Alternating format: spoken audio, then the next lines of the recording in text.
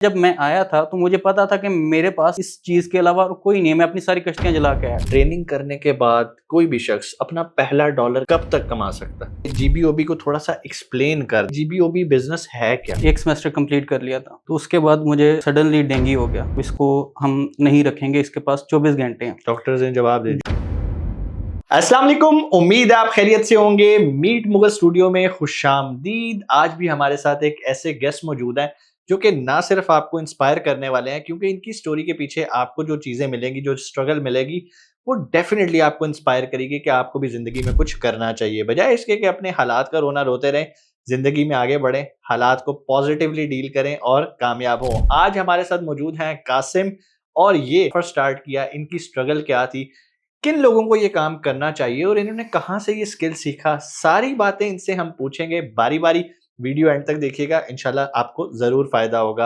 अस्सलाम वालेकुम कासिम, कैसे हैं आप? वालेकुम अस्सलाम, अल्हम्दुलिल्लाह। आप सुनाएं। कासिम, सबसे पहले तो आप हमें ये बताएं कि आपको कैसे ख्याल आया जीबीओबी के बारे में? मैं स्टडी कर रहा था, सीएस कर रहा था। उसके बाद मैंने एमएस स्टार्ट किया तो मैंने एक सेमेस्टर कंप्लीट कर लिया था। तो उसके बाद मुझे सडनली डेंगू हो गया। तो मुझे मेरे हॉस्पिटल जो है लेके गए, डॉक्टर हॉस्पिटल लाहौर में। तो उस वक़्त डॉक्टर ने बोला कि मतलब कि इसका जिगर फ़ेल है, लीवर फ़ेल है, ठीक है, गुर्दे फ़ेल हैं, तो इसको हम नहीं रखेंगे, इसके पास 24 घंटे हैं। डॉक्टर्स ने जवाब दे जो दिया। डॉक्टर ने जवाब दे दिया। तो जब ये बात मेरे पेरेंट्स को पता लगी तो ये बर्दाश्त करना बहुत मुश्किल होता है हर किसी के लिए। तो जब उसके बाद उन्होंने बहुत मुश्किल से उन्हें मुझे एडमिट किया और उसके बाद मुझे 25 दिन मुझे आईसीयू में रखा उन्होंने। आईसीयू में रखने के बाद 25 दिन बाद मुझे होश आया और मैं तकरीबन अराउंड 3 से 4 मंथ हॉस्पिटल में रहा हूँ। और जो मेरे घर पे गुज़री है, घर वालों पे, और जो मुझ पे गुज़री है, वो मैं जानता हूँ, वो मेरा अल्लाह जानता है। बिल्कुल ठीक है। सही। उसके बाद जब मैं रिकवर हुआ हूँ, तो मैं जब अपने घर वालों के साथ गया हूँ, तो मेरा जो बैकग्राउंड था, वो आईटी का था।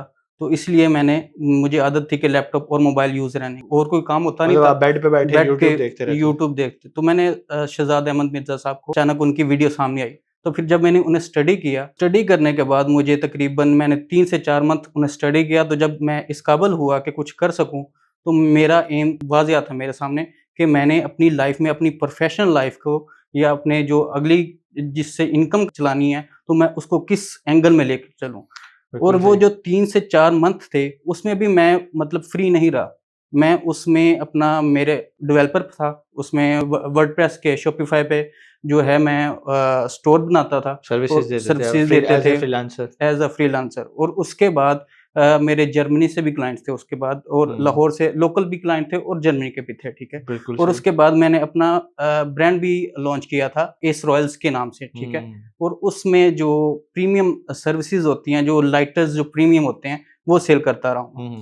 तो ये मेरा एक सेटअप चल रहा था मेरा उस वक़्त। बिल्कुल सही। तो वो सेटअप चलने के बावजूद जब मैंने ये वीडियो देखी, तो मुझे पता लगा कि नहीं, कि इसमें ज़्यादा पोटेंशियल है। ये शहजाद साहब की जीबीओबी की वीडियो। शहज़ाद साहब की, इसमें ज़्यादा पोटेंशियल है, ठीक है। मैं अपनी लाइफ़ इसमें ज़्यादा बेहतर कर सकता हूँ, ठीक है। उसके बाद शहज़ाद साहब से मिलने आया, और जब मिला तो उसके बाद मैंने कोर्स किया इनका, और जो है ट्रेनिंग हासिल की। ट्रेनिंग हासिल करने के बाद मुझे क्लास में ही ऑर्डर्स आ गया था। क्या बात है! ड्यूरिंग ट्रेनिंग आपको पहला ऑर्डर रिसीव हो गया? जी, जी, ड्यूरिंग लोग तो ट्रेनिंग। परेशान रहते हैं, क्योंकि हमने एक भाई का इंटरव्यू किया था, वो कह रहे थे कि मुझे 3 से 5 माह का टाइम लगा था, पहला ऑर्डर मैच्योर करते हुए। तो इसका मतलब है इस मामले में आप खुशनसीब रहे हैं। जी, मैं मेरी माँ-बाप की दुआओं का नतीजा है, और शहज़ाद अहमद साहब का, और उसके बाद जो हमारे टीचर्स से मेंटर थे बिलाल साहब, उनकी जो गाइडेंस है और उनका जो पढ़ाने का तरीका, और जो जिस तरह से वो पोलाइट हैं स्टूडेंट से, मैंने अपनी यूनिवर्सिटी लाइफ में और अपने करियर में ऐसा टीचर नहीं देखा। माशाल्लाह, ज़बरदस्त, ज़बरदस्त, ज़बरदस्त।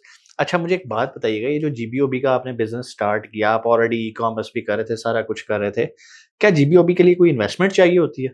नहीं, जीबीओबी के लिए कोई इन्वेस्टमेंट नहीं चाहिए होती है। इन्वेस्टमेंट इन सूरत में चाहिए होती है जब आपका ऑर्डर सिक्योर हो जाए, और उसके बाद आपने वेंडर को पे करना होता है।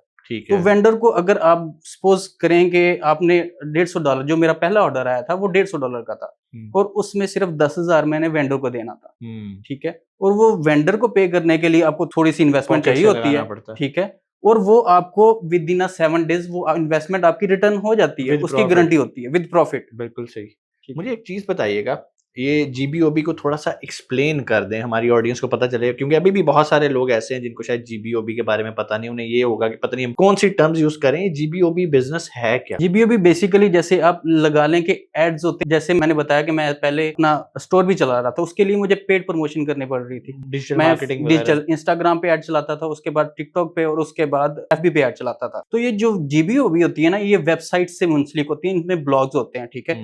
कुछ लोग जो है ना ये इनके एड्स चलाते हैं, और कुछ लोग जो लॉन्ग टर्म लेके चलना चाहते हैं ब्लॉगिंग को, वो इनमें बैकलिंक्स क्रिएट करते हैं। और बैकलिंक्स का ये फायदा होता है कि वो बैकलिंक्स परमानेंट आपको मिलते हैं।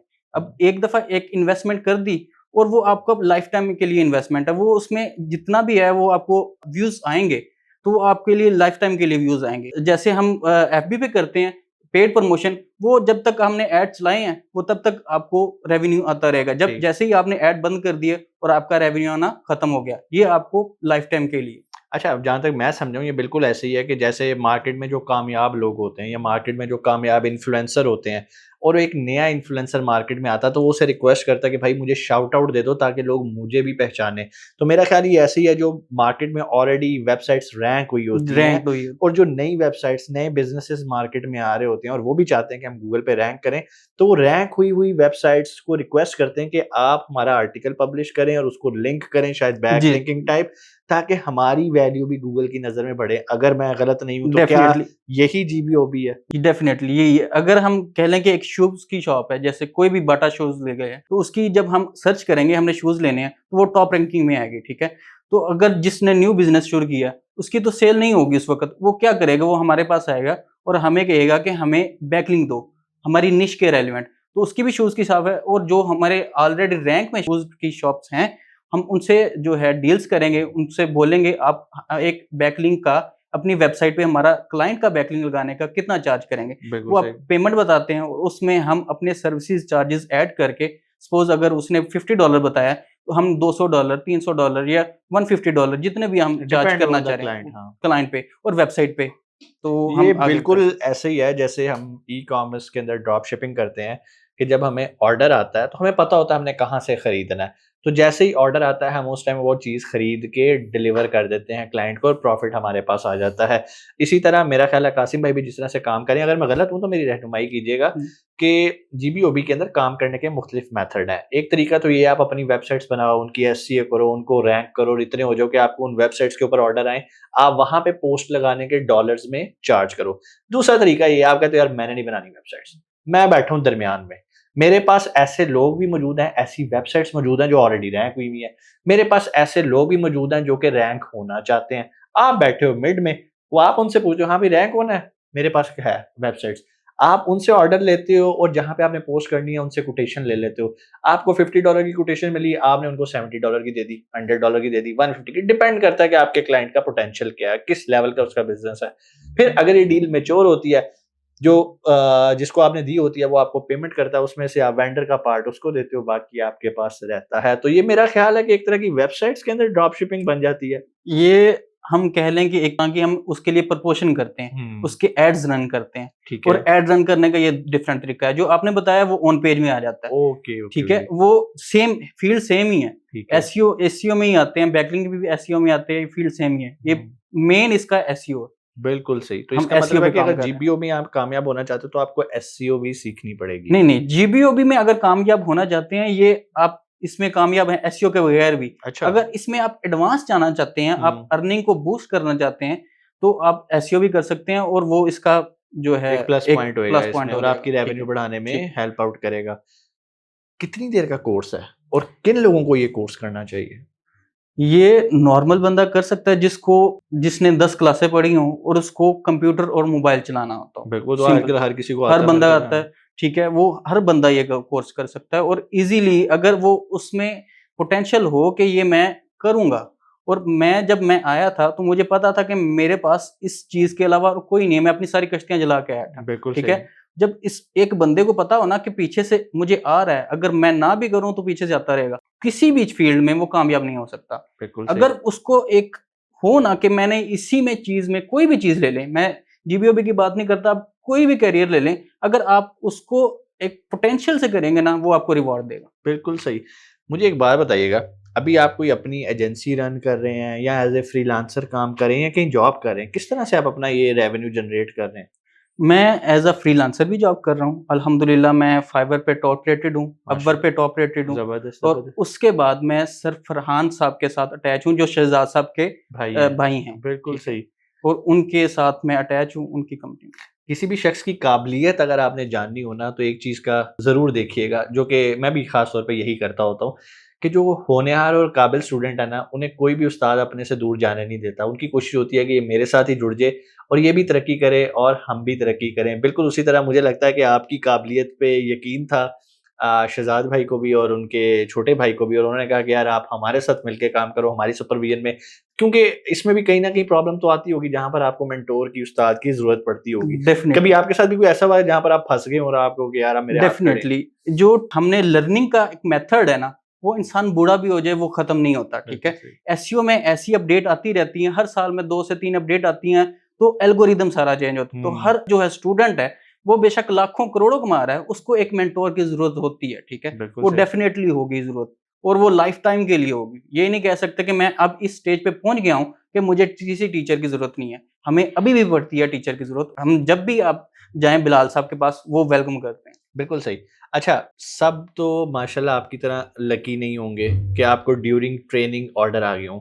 आपके साथ और भी क्लास फेलोज़ होंगे। अगर मैं आपसे एक एवरेज पूछूँ कि ट्रेनिंग करने के बाद कोई भी शख्स अपना पहला डॉलर कब तक कमा सकता है? ये करता है उस बंदे की पोटेंशियल पे, ठीक है? अगर मेरे साथ और भी स्टूडेंट थे, 3 से 4 और स्टूडेंट थे, ठीक है? मेरा फ्रीलांसिंग से करियर स्टार्ट हुआ, बट मेरे साथ ही जो मेरे बैच में स्टूडेंट था, उसका लिंक्डइन से स्टार्ट हुआ। उसे भी पता था कि मैंने यही करना है और मेरे पास और कोई ऑप्शन नहीं है। वो भी अच्छा अल्हम्दुलिल्लाह अब अच्छा कमा रहा है और ये बंदे पे खुद डिपेंड करता है। कोई भी टीचर है ना, उसने एक रास्ता दिखा देना है, ठीक है? उसने एक मेथड बता देना है कि ये मेथड है डॉलर्स कमाने का, आप इस मेथड से कर सकते हो अर्न। हमने कोई भी चीज़ बताई है, अगर वो घर जाकर प्रैक्टिस ना करे, उस पे काम ना करे, तो कहते हैं कि मुझे आपने ये 2 मंथ में ऑर्डर मुझे नहीं आया, मैं इस पे आगे कैसे कंटिन्यू ले सकूँ? वो खुद पे बंदे पे डिपेंड करता है। मैं 3-3 रातें भी जागा हूँ, 3-3 दिन भी जागा हूँ, कोई क्लाइंट का प्रोजेक्ट कंप्लीट करने के लिए लास्ट मंथ में मैं 3 रातें नहीं सो पाया और हुँ, मैंने उस क्लाइंट को काम कंप्लीट करके दिया और उस क्लाइंट ने मुझे अल्हम्दुलिल्लाह $4000 का मुझे रेवेन्यू जनरेट करके दिया, बिल्कुल सही, ठीक है? बिल्कुल सही। तो आप ये नहीं कह सकते कि आप इसको काम भी ना करें और आपको ऑर्डर भी आ जाए। आजकल के स्टूडेंट जो जितने भी आते हैं, उनके यही माइंड में होता है, आपने बताया कि 2 मंथ में ऑर्डर आना स्टार्ट हो जाएगा, 3 हुँ। मंथ में ऑर्डर आना स्टार्ट हो जाएगा।